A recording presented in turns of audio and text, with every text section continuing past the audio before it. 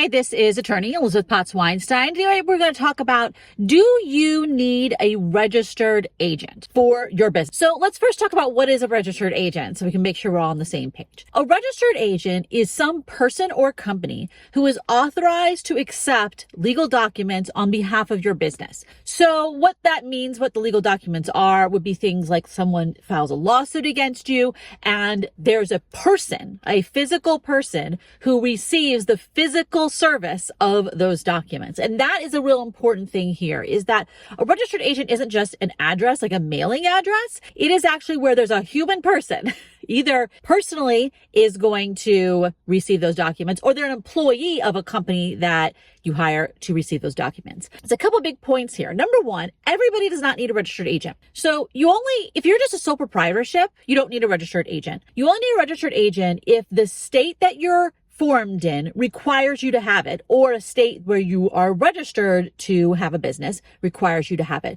Typically, it's you're an LLC or corporation, and that state requires it. And you'll know because you'll be filing a form and it'll have a blank for registered agent. So there you go. You need to have a registered agent. Now, every state doesn't need it. Most of them do, but not everyone. I think the last I looked, New York State was one of them that didn't, because you actually authorize the state of New York to be a registered agent, is kind of how it works there. But the big issue is you don't need it if you're just a sole proprietorship. You need it if you are an LLC or corporation, and you need it in both the state or you need to look to see if you need it in both the state where you are incorporated, as well as any state where you register to do business, because it could be that you need a registered agent in more than one state. Now, here's the thing.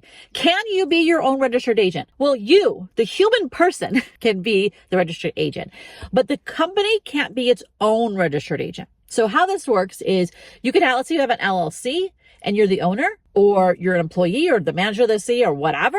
You, the human person, could be the registered agent for the LLC. Or you could have one company that's the registered agent for the other company. There has to be somebody who's not the company itself is the registered agent. Also, there has to be a physical street address that is on the books, that is going to be in the public record, where the agent is located. So this isn't going to be a virtual mailbox or a PO box. This needs to be a physical street address, because the idea is there has to be a human person there who can accept documents on behalf of the business. Now, there are some virtual mailbox services that are actually physical mailboxes, okay?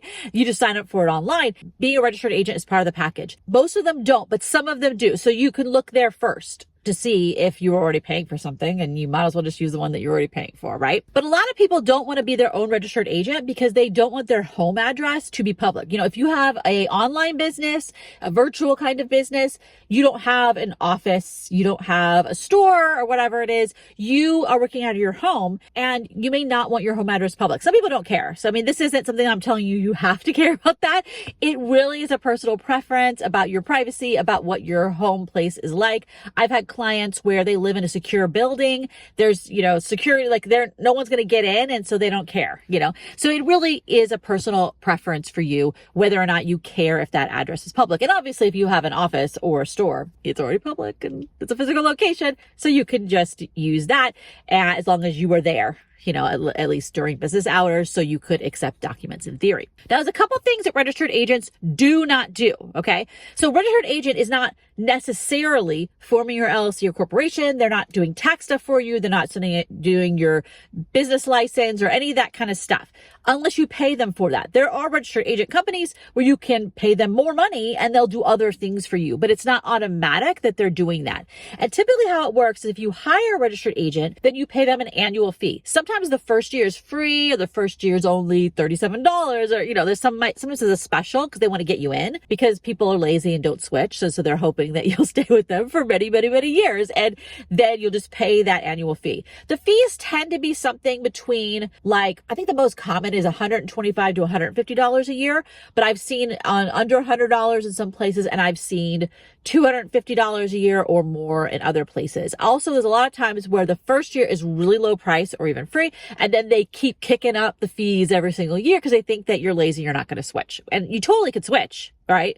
That you are completely allowed to switch, but it's typically done on an annual basis. I haven't seen ones that are where you could sign up to pay monthly that might exist, but that's typically not what I see. It's an annual fee that automatically charges your business credit card or whatever every single year. Now, if you actually need to have a registered agent in multiple states, so let's say you formed your entity in Delaware, but you have a physical location in 3 different states, or you have employees in multiple states or whatever, you had a registered business there, typically they'll give you some kind of package deal for being the registered agent in multiple states. Now, the registered agent address is not necessarily your business mailing address. I say not necessarily because there are some registered agents where you can use that address for other things. But generally speaking, that's not the default. They don't normally let you do that. It's just for a registered agent. So then you need another address for, a virtual mailbox or whatever, or PO box for your address for your business, your mailing address for your business.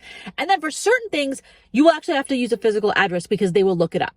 So if you're applying for a trademark application, if you're getting a seller's permit in California, for example, there are certain state and federal agencies that actually literally look up the address where you can't use a virtual mailbox or a registered agent address or any of that kind of stuff. They will look it up and see you're not there because on Google Maps, you're not physically there. They can tell that it is some kind of Regis address or UPS store or whatever it is. And then they'll come and demand that you give them your actual address of your location, which could be even your house. So what do I recommend to do for registered agent services? So there's a company that I am currently working with as an affiliate that is called Northwest Registered Agent. I've actually been working with them for many, many, many years and recommended them for many, many years way before I was an affiliate. And they are actually my registered agent for my LLC, which owns all my YouTube channels. And the thing I really like about Northwest is they have great customer service. You can talk to them on the phone if you need.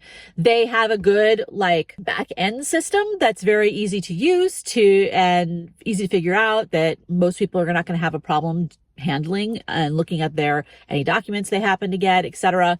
And while they do give you the option to buy more stuff, they do not relentlessly upsell you. And so it's a good feature. Like if you want to hire them to form your LLC, if you want to hire them to do a bunch of other things, you can, but they're not sending you an email every single freaking day like some of the other companies do to try to upsell you.